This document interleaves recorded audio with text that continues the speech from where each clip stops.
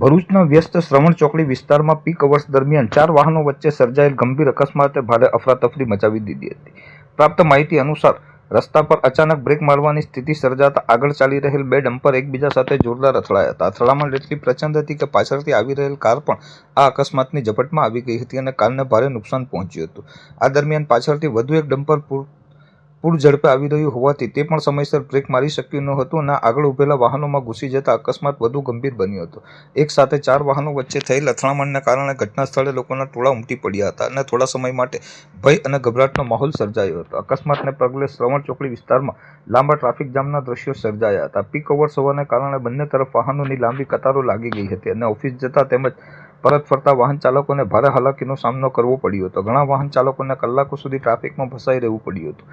ઘટનાની જાણ થતાં જ પોલીસ કાફલો તાત્કાલિક સ્થળ ઉપર દોડી આવ્યો હતો અને ટ્રાફિક વ્યવસ્થા સંભાળવાની કામગીરી હાથ ધરી હતી। સાથે જ ક્રેનની મદદથી અકસ્માતગ્રસ્ત વાહનોને રસ્તા પરથી હટાવવાની કાર્યવાહી કરવામાં આવી હતી, જેથી ટ્રાફિક ધીમે ધીમે સામાન્ય બની શકે। પોલીસ સમગ્ર મામલે વધુ તપાસ હાથ ધરી હતી।